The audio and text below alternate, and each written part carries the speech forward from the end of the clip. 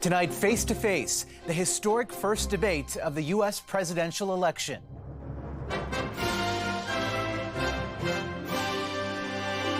Joe Biden and Donald Trump on the same stage. I really don't know what he said at the end of that sentence. I don't think he knows what he said either. Every single thing he said is a lie. Every single one. The biggest night of the campaign so far. A CTV News exclusive. Canadian lawyers and allegations of money laundering. Not many lawyers start off as crooks, but some become crooks. Also, make, model, mileage. How car thieves zero in on their targets. They're doing anything and everything they can in order to locate those vehicles. Plus, Indigenous identity theft. Prison time for a woman who claimed her children were Inuit. There's a consequence to trying to take our identity. And that sinking feeling. Oh my gosh, the whole light post and everything. The astonishing sinkhole that swallowed a soccer field. Something out of a movie. It looks like a bomb went off.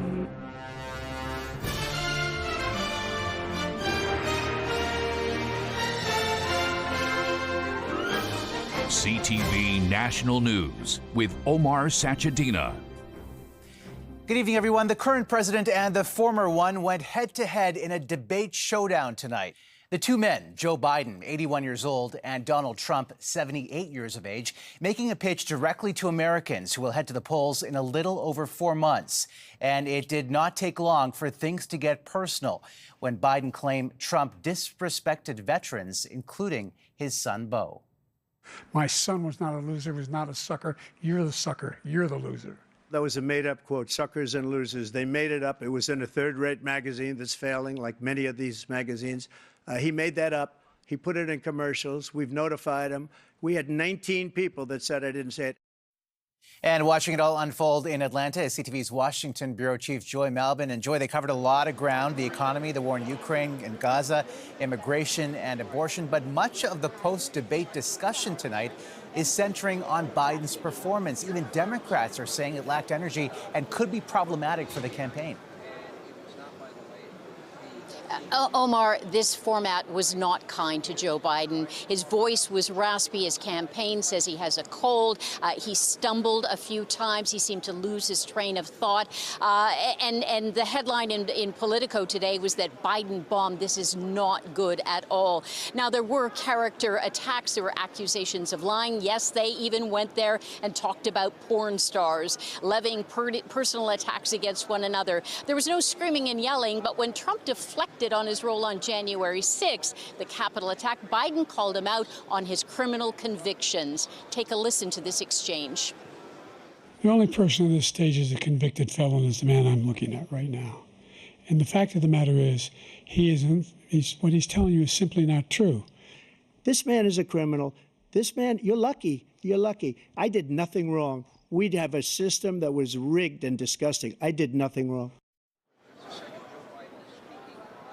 Yeah, Trump responded calling Biden and his son criminal. Biden said it was outrageous and went on to say, how many billions of dollars are you paying to deal with your cases about molesting women in public, having sex with a porn star? You have the morals of an alley cat. But really, tonight, the question is all about Biden's performance. He just seemed weak, reinforcing what some American voters believe, that it's not good, Omar. It's just not good. The headlines are very bad. Democrats are panicking tonight. And likely a lot more reaction overnight. Joy Malbon in Atlanta tonight. Joy, thank you. And back in this country, we have exclusive new details tonight uncovering white-collar crime. CTV News, working in collaboration with the Investigative Journalism Foundation, obtained an unreleased report by Canada's financial watchdog showing lawyers helping criminals launder money. CTV's Quebec Bureau Chief Geneviève Beauchemin explains. The case of Ronald Peltier marked a legal first in BC. He laundered $31 million from clients he knew were under investigation for securities fraud in the U.S.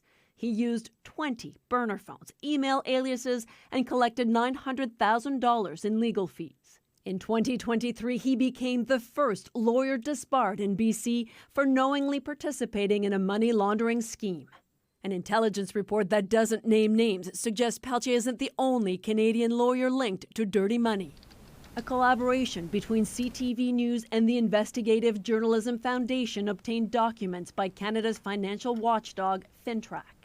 It reveals 92 transactions flagged to FINTRAC over a 3-year period deemed suspicious enough to be reported to police and national security agencies involve the legal profession and methods like shell companies that could be used by professional money laundering networks, including biker gangs or drug cartels. So if you're a trusted person, you're in an ideal position to defraud. Michael Levy is a Cardiff University professor whose extensive research on money laundering is cited in the FINTRAC report. He says lawyers can be victims, facilitators, or primary offenders. Not many lawyers start off as crooks, but some become crooks. Lawyers' legitimate duties can be exploited to launder money through real estate transactions, luxury goods, and cars.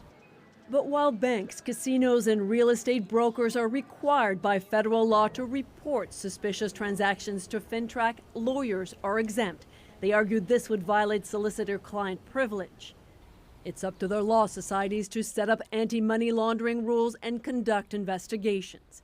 In a statement, the Federation of Law Societies of Canada says it shares information with Finance Canada and that law societies have powers and tools, including the power to compel production of information protected by solicitor-client privilege that far outstrip those available to FINTRAC and law enforcement agencies. But some experts and the Financial Action Task Force, a coalition of countries combating money laundering, have said this falls short. And one of the things that they've pointed out repeatedly is that Canada is out of sync with those standards because the lawyers aren't part of a national system. This has come into focus as fighting money laundering, which can fuel crimes like the drug trade or human trafficking, is now at the center of international law enforcement priorities. Geneviève Beauchemin, CTV News, Montreal. We also have new details tonight in our ongoing investigation on car thefts across Canada. CTV News has learned thieves have been trying to access Ontario Ministry of Transportation records to help them steal. CTV's Adrian Gobriel has the details. Both the model of your vehicle and your home address are now sought-after black market commodities. They're doing anything and everything they can in order to locate those vehicles. We have seen them try to access MTO records. A shocking revelation by Peel Police. That could include, whether it be accessing checks through the Ministry of Transport, really any opportunity they have to access information. CTV News asked Ontario's Ministry of Transportation if criminal organizations have recently accessed the private details of vehicle owners. They were unable to answer the question, saying in an email that when it comes to their own staff, everyone accessing personal information is subject to internal control measures and security screening checks. As part of our ongoing auto theft investigation, we recently spoke with this man named James, who only gave his first name. Last week, his Land Rover was stolen from his driveway. This is happening at MTO. There's a lot of other things going on we've got to worry about. There's a history of auto theft rings infiltrating Ontario's government ministries. In December, Toronto police investigators shared that some Service Ontario employees had allegedly sold the personal information of hundreds of drivers across the province, including their home addresses, to suspects said to be involved in an auto theft ring in Toronto. Dubbed Project Safari, 7 people in total were arrested, including 3 Service Ontario employees. In total, 73 charges were laid. It's a callous crime not lost on insurance companies who have their own investigators now tracking the trends. Ontario had over $1 billion worth of vehicles stolen, which is a significant amount of money. That's what organized crime is after. They're after that lucrative market. Police note that while in some cases they've been successful arresting individuals they say have been trying to steal information from the databases of transportation agencies, they feel they're really just scratching the surface of a much larger organized crime operation that stretches across the country and beyond. Adrian Gobriel, CTV News, Toronto. A possible long weekend strike at WestJet has been averted. The federal government has ordered binding arbitration between the airline and the Aircraft Mechanics Union. The two sides are expected to meet with the Labor Tribunal tomorrow, but because WestJet had already started canceling flights this week, it's forced about 3,300 passengers to make alternate arrangements. A federal cabinet minister is rejecting a report about his alleged actions during the chaotic mission to get people out of Kabul as the Taliban took over nearly 3 years ago. The Globe and Mail, citing military sources, says then Defense Minister Harjit Sajjan intervened and instructed Canadian Special Forces to rescue a group of Afghan Sikhs with no link to Canada, which took resources away from getting Canadian citizens and Afghans linked to Canada on final evacuation flights. Sajjan disputed this today, insisting he was only being asked about it because of his Sikh faith. Let me address the Globe article quite directly, because I'll be honest with you, it was utter BS. I didn't think I would be getting those questions if I wasn't wearing a turban. Canadians and those who helped Canada, like interpreters, were the priority, followed by vulnerable groups, including religious minorities. In a statement to CTV News, Sajjan says he did not direct the Canadian Armed Forces to prioritize Sikhs above others. The Prime Minister's priorities took a backseat today to a bruising by-election loss to the Conservatives earlier this week. The Liberals are trying to stay on message despite growing questions about Justin Trudeau's leadership. CTV's Jeremy Charon reports. Rallying support in Brampton tonight, Prime Minister Justin Trudeau addressed the crowd at this open Liberal fundraiser. People are anxious, and we saw that on Monday night in Toronto, St. Paul's, where we didn't get the result we wanted, but it reminded us that we have to fight every single day to break through the noise. Capping off a day-long Liberal push, which started with Health Minister Mark Holland in Winnipeg, promoting an expanding dental care plan. We're so excited to say to families who have children 18 and under, and to persons with disabilities, that service is now here for you. Thank you all for being here. That same message on display in several cities across the country. Ministers focused on a team approach with a clear political purpose. They're trying to do damage control by talking about something other than the defeat that they just realized. But that defeat put them on the defense today. I think it's an important moment to pause. I think it's important to take stock. Everyone in caucus has a lot more work to do with listening to Canadians, constituents, including the Prime Minister. I speak for Manitoba caucus that we are 100% supportive of the Prime Minister going forward. The Liberal team doubling down on supporting their Prime Minister amid new calls for his resignation. I think it's time for the Prime Minister to step down. I really do. I think that it's... You know, what I'm hearing from Liberals across the country is they're saying we want our party back. A party that is struggling in the polls with just over a year before the next election. Internally, there has to be some soul searching about the strategy, soul searching about what the message is, and the message of change in order to engage Canadians, and soul searching in terms of the leadership. Now, the Conservatives are trying to capitalize on what has been a rough week for the Liberals and are increasing calls for an early election. Omar? All right, Jeremy, thanks. A woman who admitted to defrauding organizations by claiming her twin daughters were Inuit was sentenced to a federal prison today. The judge imposing a sentence even more severe than what the Crown was asking. Here's CTV's Heather Wright. Today, Karima Manji was sentenced to 3 years in prison for saying that her daughters were Inuit, a lie the judge called a crime against every single Inuit in Nunavut. It diminishes the idea of Inukness, of our Inuit identity. Aluki Katerik is the president of Nunavut Tungavik Incorporated, the organization that handles land claims and treaty negotiations. Manji fraudulently claimed her daughters, Amira and Nadia Gill, were adopted from an Inuit mother in order to access land claim funds and get an ID card. As Inuit, we know that being Inuk is much more than holding an NTI card.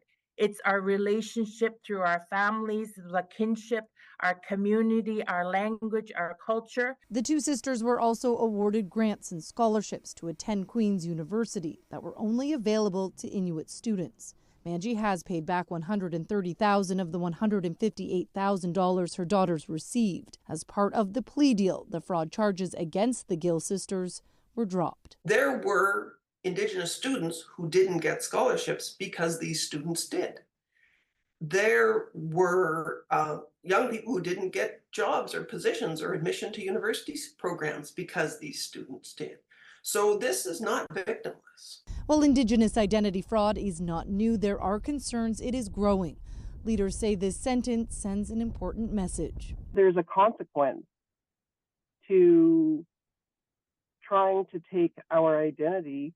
I think that that's important, that this is a precedent setting. Precedent setting and perhaps a first, as convictions for Indigenous identity fraud are rare. Heather Wright, CTV News, Toronto. 2 former Uvalde school police officers have been criminally charged for their role in the slow police response to a shooting rampage at the Robb Elementary School in 2022. The 2 men face multiple counts of child endangerment and abandonment. Law enforcement was heavily criticized for not reacting quickly to the massacre. It took 77 minutes from when the 18-year-old shooter walked into the school until he was stopped. 19 children and 2 teachers were killed. A dire warning tonight about the crisis in war-torn Sudan. International experts are warning that 755,000 people are on the brink of starvation and death. Sudan is facing the worst levels of acute food insecurity ever recorded by IPC in the country. As a civil war rages between rival military factions, 25 million people, more than half the country's population, face chronic hunger in what's being described as a food crisis. Coming up, medical emergency. She's hanging on for her life. A family's fight to bring their niece to Canada. And what caused this enormous sinkhole on a soccer field in Illinois?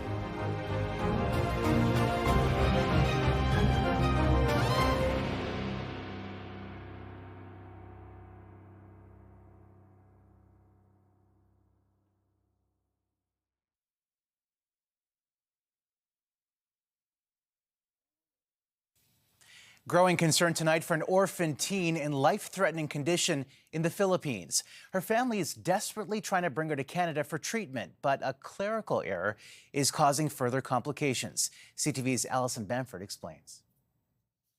She's slowly wasting away. A race against time for Ross and Joyce Thompson, trying to bring their niece over from the Philippines. 16-year-old Arissa Gomez lost her mom when she was 4, and her aunt and uncle have been supporting her from afar ever since. We're about this close away from getting her to Canada, but we don't know when that'll happen. A 5-year struggle to adopt their niece, the family undergoing several evaluations, they say, only to have their file lost. Now they're hung up on the residency application.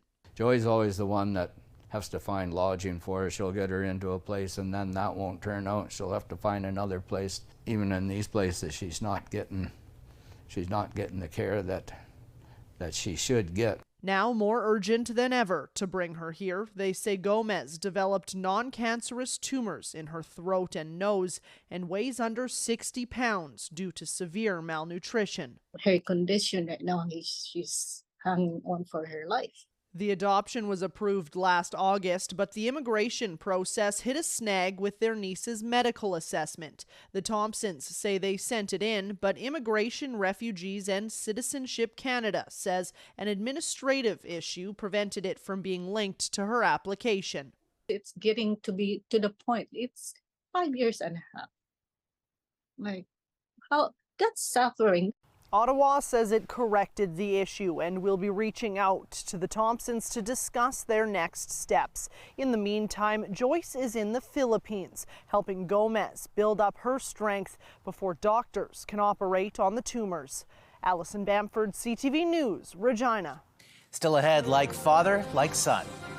The Los Angeles Lakers select Bronny James. Hoop dreams come true for the James family.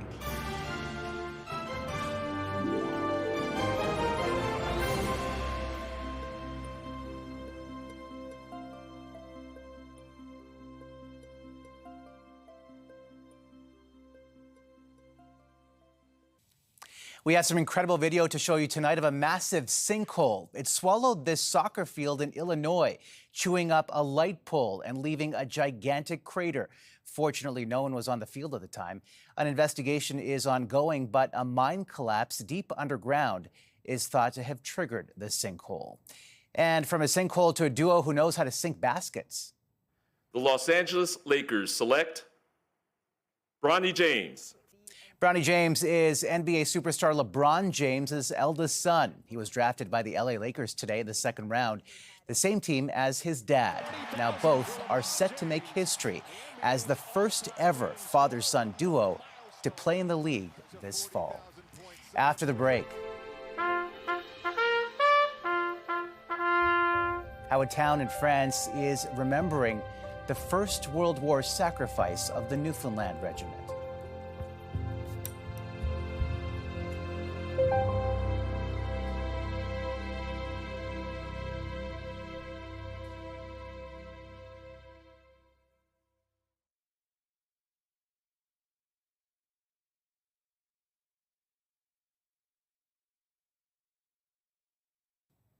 In a small town in northern France, Newfoundlanders have been heroes for more than a century. Fewer than a dozen soldiers saved the community from the Germans in the First World War. But victory came at a heartbreaking cost. Recently, there's been a new push to remember that courage and sacrifice. CTV's Garrett Berry reports. The red, gold, and blue of Newfoundland and Labrador flies often in this town to remember a war story that seems ripped from the pages of storybooks. On a la chance d'avoir 10 héros. In our town, we have 10 heroes, says the mayor of Manie-le-Preux. 10 real-life heroes. For hours, these 10 men, 9 Newfoundlanders and a British soldier, held off some 200 German troops. Many of their fellow countrymen killed or captured in a German counterattack trying to take this community. The Allies fought for 9 hours until reinforcements arrived, securing the town. The battle was ultimately a success for the Allied effort, but it came at a high cost to the Newfoundlanders. 166 Newfoundland men died here. After the battle, one British general estimated it would have taken another 40,000 men to regain Manie-le-Preux if those 10 soldiers hadn't kept it. It might have been the Royal Newfoundland Regiment's most important victory. Pendant un moment, on a commencé à oublier. There was a time we started to forget, he says. We had the monuments, but we really didn't know what it represented. But in the last 4 years, since the mayor came into office, there's a new push to celebrate this story, a special council post for the community's history, and ceremonies like this, where school children sing and honor the Newfoundlanders that died here. A lot of people who visit here come to visit the Caribou, says this student, who can tell you about how this town had it tough and Canadians came to help. And it's not just history, the mayor says. There's a lesson for today, too. All wars end in peace, so maybe, he says, we can simply start there. Garrett Berry, CTV News in Manie-le-Preux, France. And this weekend, an unknown soldier whose remains were recently repatriated to Canada will finally be laid to rest on home soil, and we will have special coverage. The documentary for King and Country, Newfoundland's Sacrifice, airs this Saturday at 7 p.m. on CTV.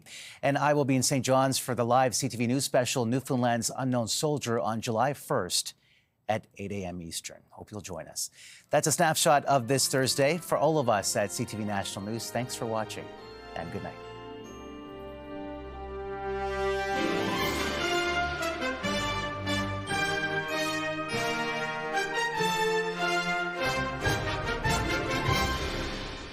CTV National News, Canada's #1 newscast.